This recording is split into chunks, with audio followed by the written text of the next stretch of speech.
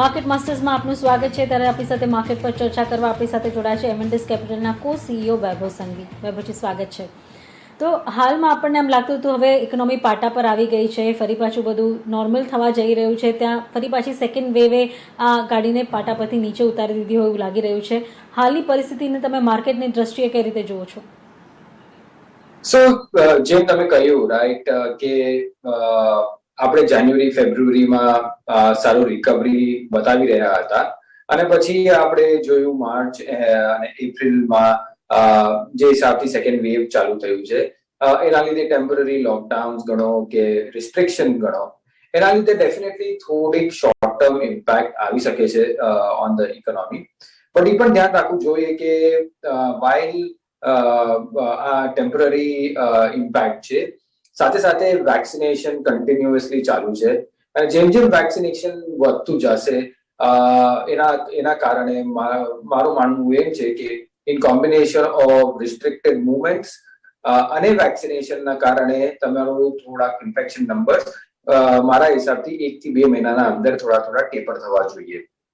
Of course I am not saying, હું એમ નથી કહેતો કે અહીંયાથી તમને સારા નંબર્સ દેખાવા લાગશે। હમણાં આગળ તમે જુઓ તો ડેલી ફિગર્સ 2 લાખના કરીબન છે અને અહીંયાથી વધી પણ શકે છે, કારણ કે જેમ જેમ ઇન્ડિયા આખામાં ફેલાય એ રીતે there is a possibility કે in the intermediate or the immediate term થોડુંક વધી શકે છે, બટ માય સેન્સ ઇઝ કે 1 કે 2 મહિનાના અંદર આપણે પ્લાટો થવું જોઈએ અને એના પછી સારી રિકવરી તમે જોઈ શકશો। ત્યાં સુધી માર્કેટ થોડુંક વોલેટાઇલ રહી શકે છે, બટ એ તક લેવી જોઈએ કે અગર સમજો માર્કેટ નીચે આવે છે તો ઇન્વેસ્ટર્સ એ તક બે હાથોથી લેવી જોઈએ, કારણ કે next 2 to 3 years earnings recovery સારી એવી રહેશે।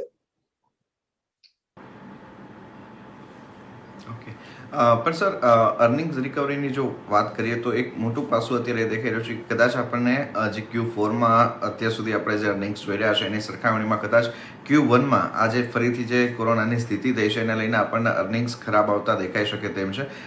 આ ફ્રન્ટને આપ શું જોવો છો? માર્કેટે ડિસ્કાઉન્ટ કર્યું છે કે પછી હજુ એની ઇમ્પેક્ટ આપણે Q1ના પરિણામો સાથે આવતા જોઈશું?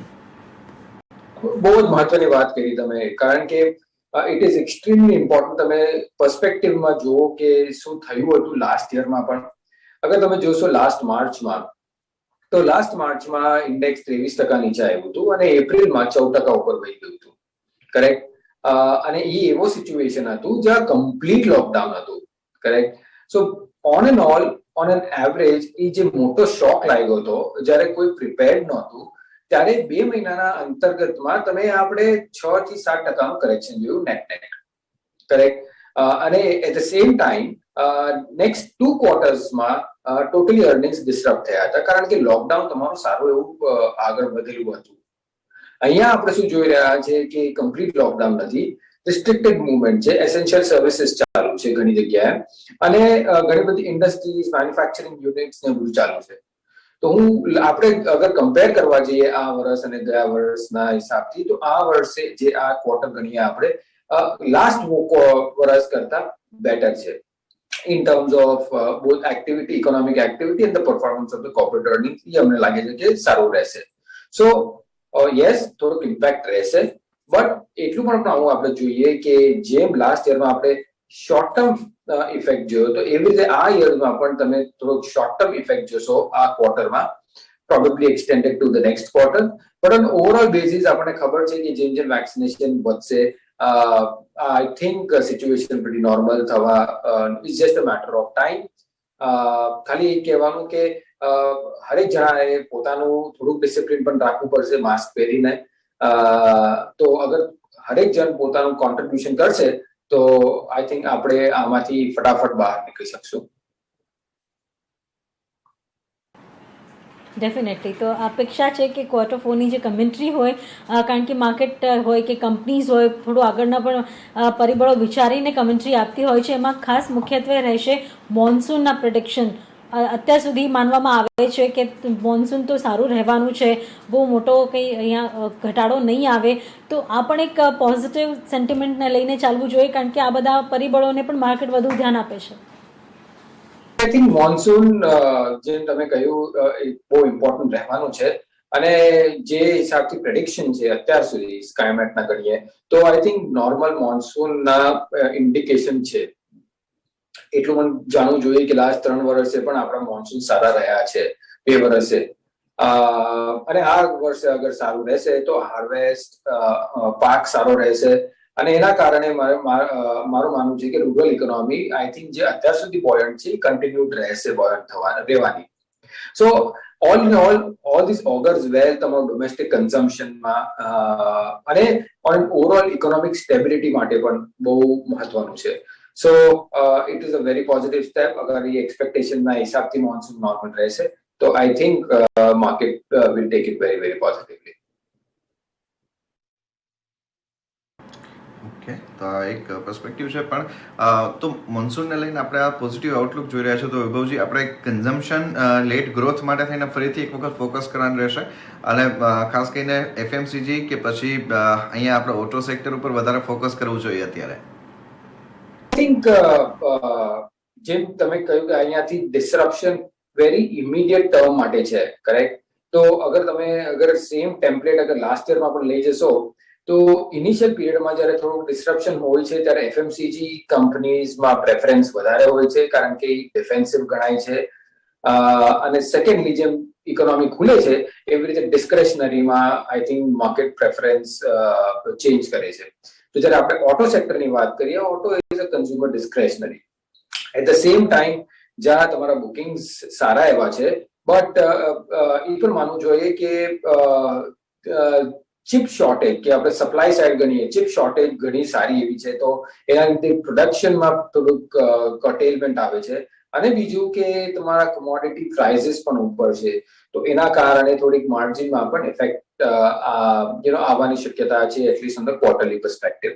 સો મારું માનવું એ છે કે જ્યારે સિચ્યુએશન થોડું વોલેટાઇલ છે તો કન્ઝ્યુમર સ્ટેપલ્સ જે એફએમસીજી ગણીએ આપણે એમાં થોડુંક પ્રેફરન્સ રહેશે અને જેમ સિચ્યુએશન સ્ટેબિલાઇઝ થઈ જાય છે પછી આપણે થોડુંક શિફ્ટ જોઈશું કન્ઝ્યુમર ડિસ્ક્રેશનરી તરફ, જેમાં ઓટો પણ ઇન્ક્લુડેડ છે. તમે મોસ્ટલી લોંગ શોર્ટ પોર્ટફોલિયો લઈને ચાલતા હો છો, તો અત્યારે તમારી નજર ક્યાં છે? કઈ બાજુ લોંગ ટ્રેડ બની રહ્યા છે અને ક્યાં શોર્ટ કરી રહ્યા છો તમે? જ્યારે લોંગ શોર્ટ પોર્ટફોલિયો જ્યારે ચલાવતા હોઈએ છીએ ત્યારે અમારું મુખ્ય ફોકસ હોય છે રિસ્ક ઉપર, અને અમે હરેક સિચ્યુએશનમાં એ જોઈએ કે કયા રિસ્ક ફેક્ટર ઇમિનેટ થઈ શકે છે અને એઝ ઓફ યેટ તમને એમ લાગે છે કે at least in the very immediate term માર્કેટમાં થોડીક વોલેટિલિટી રહેશે, સેક્ટર રોટેશન પણ બહુ જ ફાસ્ટ રહેશે તો એના કારણે ઇટ ઇઝ થોડુંક difficult in terms of doing a shorter term kind of investment. Having said that, અગર તમે મીડિયમ ટુ લોંગ ટર્મ પર્સપેક્ટિવમાં જોશો તો financials, banking, industrials, economy facing stocks અને રૂરલમાં પણ આઈ થિંક મોમેન્ટમ સારું એવું રહેશે. સો મીડિયમ ટુ લોંગ ટર્મમાં ઘણી બધી તકો છે, બટ શોર્ટર ટર્મમાં અમે થોડા કોશિયસ છે અને થોડુંક લાઇટ ડિપ્લોયમેન્ટ કરીએ છીએ at this point in time.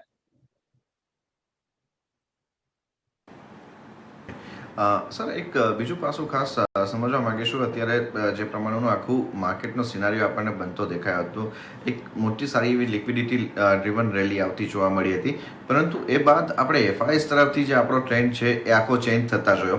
તો હવે આ ફેક્ટર્સને આપ કેવી રીતના જોયો છો એફઆઈઆઈસમાં? કારણ કે આપણે જોયું તો બોન્ડ યીલ્ડ જ્યાં વધતા દેખાઈ રહ્યા હતા એનું એક મોટું આપણને નેગેટિવ પાસું દેખાયું હતું, પરંતુ હવે બોન્ડ યીલ્ડ પણ આપણને સારા એવા કુલ ઓફ થતા દેખાયા છે. તો ફરીથી આ એફઆઈઆઈસના ફ્લો છે એ આપણે પોઝિટિવ સાઈડ ઉપર ટર્ન થતા જોઈશું? અગર ફ્રોમ એન એફપીઆઈ પર્સપેક્ટિવ અગર તમે આપણે જોઈએ છીએ કે ફોરેન ઇન્વેસ્ટરના પર્સપેક્ટિવથી અગર આપણે જોઈએ છે તો એઝ અ ફોરેન ઇન્વેસ્ટર અગર તકો જોવા જવું તો at this point in time develop markets મને વધારે તક આપી રહી છે, કારણ કે ડેવલપ માર્કેટ્સમાં તમારા વેક્સિનેશન બહુ જ જોરથી વધ્યા છે, તમારું ઇન્ફેક્શન રેટ્સ બહુ જોરથી ઘટ્યા છે અને ઇકોનોમી બહુ જ સારી કરી રહી છે અને રિકવરી પણ સારી બતાવે છે. તો at this point in time હું ડેવલપ માર્કેટ્સ પર વધારે ફોકસ કરીશ, પણ અગર સમજો તો ડિસ્ટ્રેસમાં મને ઇમર્જિંગ માર્કેટ્સ મળે છે તો હું એ વખતે એ તક લઈશ two put money in to the emerging market basket. અને જ્યારે હું ઇમર્જિંગ માર્કેટ બાસ્કેટની વાત કરું છું તો ઇન્ડિયા ડેફિનેટલી એક પાર્ટ છે of the emerging market basket. હું એ પણ રાહ જોઈશ કે એક વખત જેટલું પણ પેસિમિઝમ આવી જાય માર્કેટમાં ત્યારે આવી જવા દો અને પછી હું I will try and go and deploy money from a global investor stand point, કારણ કે મારા માટે બેટર એન્ટ્રી પોઈન્ટ ઓર બેટર પ્રાઇસ પોઈન્ટ રહેશે. આપણે લાસ્ટ યર બહુ જ સારા એફપીઆઈ ફ્લોઝ જોયા. મને લાગે છે કે ગયા વર્ષ જેટલા એગ્રેસિવ ફ્લોઝ આ વર્ષે કદાચ નહીં જોઈએ, થોડુંક મોડરેશન રહેશે કારણ કે volatility on the economy is also pretty much high અને ડેવલપ માર્કેટ્સ પણ બહુ સારા કરી રહ્યા છે. આમાં બીજા ફેક્ટર્સ જોવા જેવા હશે એ ડોલર ઇન્ડેક્સ છે જે આપણે ઇનિશિયલી 88, 89 થી 93, 93.5 જોયું અને પાછું હવે રિકવર થઈ રહ્યું, ડેપ્રિશિએટ થયું છે 91.5. એમાં રૂપિયો આપણો અગર આઈએનઆર જોઈશું તો 75 કરીબન છે અને બોન્ડ yields આપણા પણ સુધી રહ્યા છે at this point in time. So ઘણા મિક્સ સિગ્નલ છે અને એના લીધે હું કહું છું કે વન વે એફપીઆઈ ફ્લોઝ આપણે નહીં જોઈએ, પેચીસમાં આવશે પણ નેટ આઈ થિંક ફોરેન ઇન્વેસ્ટરનું ઇન્ટરેસ્ટ ઇન્ડિયામાં રહેશે. યુઝ્યુઅલી રોકાણકારો જે હોય છે, ખાસ કરીને મોટા રોકાણકારો પ્રાઇવેટ બેંક્સ પર વધુ ફોકસ કરતા હોય છે, પણ પાછલા 2-3 મહિનાના પણ તમે ડેટા જુઓ અથવા ચાર્ટ જુઓ તો સર પ્રાઇવેટ બેંક્સનું ખાસું ધોવાણ થયું છે. એની સામે પીએસયુ બેંક્સમાં પોઝિશન લેવાઈ છે, ખરીદારી થઈ છે. તમે પણ તમારો વ્યૂ બદલાવ્યો છે? શું પ્રાઇવેટમાંની સાથે સાથે પીએસયુમાં પણ રોકાણ કરી રહ્યા છો અને પ્રાઇવેટના ઘટાડા પાછળ શું કારણ અને શું ઘટાડે લેશો? આપણે લાસ્ટ ટાઈમ જયારે વાત થઈ તો તમે જોશો તો આપણે પીએસયુ બેંક્સમાં ટેક્ટિકલ પ્લે કરીને કહ્યું હતું. અમારું માનવું એ છે કે જેમ ઇકોનોમી રિકવર થશે, માય સેન્સ ઇઝ બેઝિકલી જે ચીપ સ્ટોક્સ છે, ચીપર વેલ્યુડ સ્ટોક્સ છે, જ્યાં પ્રોવિઝન્સ બધું લઈ ચૂક્યા છે અને રિકવરી થોડી પોસિબિલિટી છે in terms of the bad એસેટ્સનું રિકવરી, તો એમાં મારા હિસાબથી ઘણું એવું ઇન્ટરેસ્ટ આવી શકે છે. પણ એટલું ધ્યાન રાખવું જોઈએ હંમેશા કે જ્યારે પણ એન્વાયરમેન્ટ વોલેટાઇલ થાય છે, જ્યારે અનસર્ટનિટી વધે છે, ત્યારે તમારો પ્રેફરન્સ લાર્જર બેંક્સમાં, લાર્જર પ્રાઇવેટ બેંક્સમાં આવશે જે કેપિટલથી ભરપૂર છે, રિસ્ક મેનેજમેન્ટ સારું છે અને મેનેજમેન્ટ બેન્ડવિડ્થ પણ સારું છે. તો preference in a volatile environment, in a environment જે અનસર્ટનિટી છે ત્યારે પ્રાઇવેટ બેંક્સ, લાર્જર પ્રાઇવેટ બેંક્સમાં રહેશે. પણ જેમ જેમ ઇકોનોમી સુધરતી રહેશે, you will start finding preference in to PSU banks as well. So it is a tactical play. પણ અગર લોંગ ટર્મ, કમ્પ્લીટલી લોંગ ટર્મમાં જોઈશું તો પ્રાઇવેટ બેંક્સ અમને કોઈ પ્રોબ્લેમ નથી પ્રાઇવેટ બેંક્સ ઓન કરવાનું, purely because on a continuous basis they will keep on grabbing market share. Okay, તો આ એક પર્સપેક્ટિવ અહીંયા આપણને બનતું દેખાઈ રહ્યું છે. બેન્કિંગ અને ફાઇનાન્શિયલ સેક્ટરનું એક પર્સપેક્ટિવ બીજું વૈભવજી એ પણ સમજવા માંગીશું કે જો આપણે જે પ્રમાણે રિયલ એસ્ટેટ માટે કે પછી ગવર્મેન્ટના જે સ્પેન્ડિંગ છે બધાને ધ્યાનમાં રાખતા આપણા જે આખા બેન્કિંગ અને ફાઇનાન્શિયલ સેક્ટર છે એ ફ્રન્ટ ઉપર આપને લાગે છે કે અહીંયાથી હવે કોઈ રીરેટિંગ થવાના ચાન્સ છે કે અહીંયા આપણે એક હજુ કન્સોલિડેશન જોઈ શકીશું? Of course I think in the sorter term આપણે કન્સોલિડેશન થોડું જોઈશું અને ઘણું બધું ડિપેન્ડન્ટ કરે છે કે કેટલું ક્વિકલી આપણે સ્ટેબિલાઇઝ થઈએ અને જેટલું ક્વિકલી સ્ટેબિલાઇઝ થશું ત્યારથી આપણે જોઈશું કે આપણી બ્રોડર માર્કેટ રેલી પાછી ચાલુ થશે, including the ફાઇનાન્શિયલ્સ as well. So short term I think ignore કરવું જોઈએ, but longer term opportunity on the financials in a country like India, where demographics are such a big favor, they have to do well in the long term. Professor, મેટલની તેજી પર હજુ કેટલો ભરોસો કરવો જોઈએ? કારણ કે ઓલમોસ્ટ દોઢ વર્ષની તેજી હવે થઈ ચૂકી છે. શું હજી ખરીદારીના મોકા છે? ધ્યાન રાખવું જોઈએ. મેટલ ઓફકોર્સ છે ને હંમેશા એક ટેક્ટિકલ પ્લે રહેશે કારણ કે છે ને એ ઘણું ગ્લોબલ પર ડિપેન્ડન્ટ કરે છે. અને અગર at this point in time મેં જેમ તમને થોડીક વાર પહેલા કહ્યું કે ગ્લોબલ ઇકોનોમી બહુ જ સારી રીતે રિકવર થઈ રહી છે અને જેમ જેમ તમારું ઓપ્ટિમિઝમ ગ્લોબલી વધતું રહેશે એવી રીતે જ આપણે જોઈશું કે commodity cycle will keep on recovery. બીજું એ પણ ધ્યાનમાં રાખવું જોઈએ કે ચાઇનામાં તમે જોશો તો ઘણા બધા પ્લાન્ટ્સનું રિસ્ટ્રિક્શન આવે છે on terms of pollution control અને એ ટેમ્પરરી ફિનોમિનન નથી. I think it is a pretty extended phenomenon અને એના કારણે આપણે પ્રાઇસીસ જોઈએ તો સારા એવા વધ્યા છે. At the same time expectation છે કે ચાઇના એક્સપોર્ટ ઇન્સેન્ટિવ જે આપતા હતા એ કટ કરશે અને એના કારણે global prices on metals buoyant રહેવા જોઈએ. તમારા મેટલ પ્રાઇસીસ બોયન્ટ રહ્યા છે અને જ્યારે પણ ડોલર ઇન્ડેક્સ ઓલ્સો જ્યારે વીકન થાય છે ત્યારે metal prices starts to improve further. So all in all, on a tactical basis, metal prices from a shorter term perspective મને લાગે છે કે buoyant continued strength રહેશે અને એના કારણે તમે જોઈ શકશો કે on a shorter term metal stocks સારા એવા પરફોર્મ કરી શકે છે. પણ અગર તમે મને પૂછો કે એમાં લોંગ ટર્મ વ્યૂ શું છે, it is very difficult to tell કારણ કે મેટલ્સ કમોડિટીઝ ઘણા બધા વેરિયેબલ્સ છે જે ડિપેન્ડન્ટ કરે છે અને they are very very fast moving.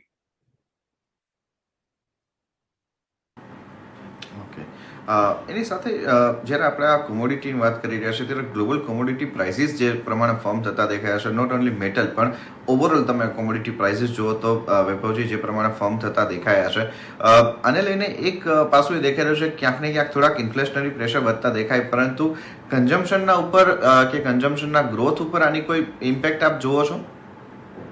Of course, for example જ્યારે પણ એટલું ધ્યાન રાખવું જોઈએ કે ઇન્ફ્લેશન જ્યારે વધે છે તો એટ ધ એન્ડ એ કન્ઝ્યુમરના વોલેટને હિટ થાય છે ડિરેક્ટલી ઇનડિરેક્ટલી ક્યારે પણ.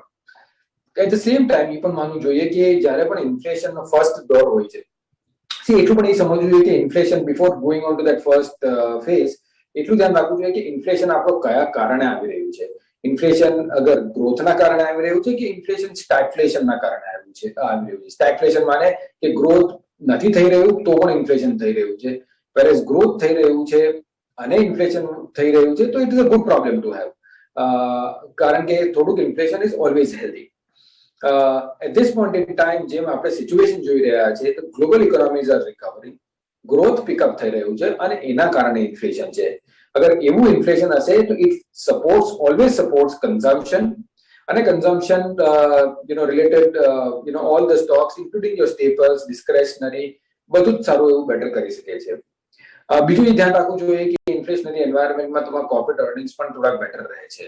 સો ઓલ ઇન ઓલ અમારું માનવું એ છે કે inflation at this point in time વધી રહ્યું છે. We have our eyes on it, but કોઈ અલાર્મિંગ સાઇન નથી at this point in time તો કેવું જોઈએ કે એના કારણે અહીંયા તમારી રેલી રોકાઈ જશે, એના કારણે અહીંયાથી ઇન્ટરેસ્ટ રેટ વધી જશે એવું અત્યારે તો નથી દેખાતું. Yes, at certain point in time રહેશે. જ્યારે ફેડ કીધું છે કે એ લોકોના ગાઈડન્સના હિસાબથી કેલેન્ડર 23 માં થશે. હજુ ને ઘણી વાર છે. So I would rather wait till then. તો અત્યારના સિચ્યુએશનને જોતા ક્યાં તમને લાગે છે વેલ્યુએશન હવે બહુ બધા સ્ટ્રેચ થઈ ગયા છે અને હવે અહીંયા નફો કાંઠે બાંધી લેવો જોઈએ? ટફ ક્વેશ્ચન નિશા, કારણ કે valuation at this point in time is very optical, કારણ કે હમણાં આપણે FY22 જોઈએ છે. FY22 પણ એટલું સર્ટેનિટી નથી, કારણ કે કઈ રીતે લોકડાઉન ફેઝ આઉટ થાય છે એ જોવું પડશે. પણ ફ્રોમ એન FY23 પર્સપેક્ટિવ અગર આપણે જોઈશું તો વેલ્યુએશન ફેર વેલ્યુ કરતા થોડુંક એક્સપેન્સિવ છે અને we may see some pockets of correction here and there, but એટલું અલાર્મિંગ ઈધર વેઝ ક્યાંય એવી ઓપોર્ચ્યુનિટી દેખાતી નથી. We'll probably have to wait for market to pan out. But yes, banking એક સેક્ટર છે જે from a valuation perspective is starting to look pretty attractive.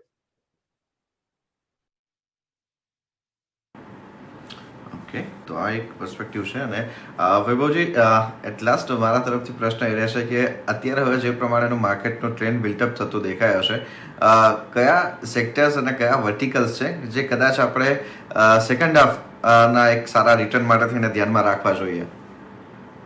અગર second half જોઈએ છે તો ક્લિયરલી છે ને આપણે ધ્યાન રાખવું જોઈએ ઇકોનોમિક ફેસિંગ સ્ટોક્સ પર. અને જ્યારે હું કહું છું ઇકોનોમિક ફેસિંગ સ્ટોક્સ ત્યારે તમે જોવો છો કે industrials, anything facing to industry, manufacturing, are those sectors જ્યાં થોડુંક સારું એવું પરફોર્મન્સ આવી શકે છે. At the same time consumer ડિસ્ક્રેશનરીમાં પણ તમે જોઈ શકો છો કે થોડુંક પોઝિટિવ ઇમ્પેક્ટ આવી શકે છે. સાથે સાથે materials like cement are the sectors to be watched for. So all in all, agar second half joso, so all the economic facing stocks or sectors have to be looked at for good opportunities. ત્યારે જે speciality chemical હોય, fertiliser હોય કે auto હોય, કારણ કે જે આ થીમ હવે આવનાર ક્વાર્ટરમાં ચાલવાની છે મોન્સૂનને ધ્યાનમાં રાખીને એના પર કેટલું અલોકેશન રાખવું જોઈએ? સ્પેશિયાલિટી કેમિકલ્સ ગણો કે ફર્ટિલાઇઝર્સ સેક્ટર ગણો એટલા મોટા સેક્ટર નથી અને એમાં બહુ સિલેક્ટિવ સ્ટોક્સ છે. તો you have to do your good amount of bottom up research work અને પછી જ I think one should venture out. Definitely there are good tailwinds from a specialty chemical sector કારણ કે ચાઇનામાં again pollution control permanent feature છે અને એના કારણે સારું એવું ઓપોર્ચ્યુનિટી અહીંયા ઇન્ડિયન કંપનીઝને મળી છે. સો અમને હું એ નથી કહેતો કે એ ઓપોર્ચ્યુનિટી મળી જશે, બટ ઓલરેડી તમે સ્પેશિયાલિટી સેક્ટરમાં અગર વેલ્યુએશન જોશો તો they are pretty fair to the richer side. So I would probably wait for some good opportunities to come about.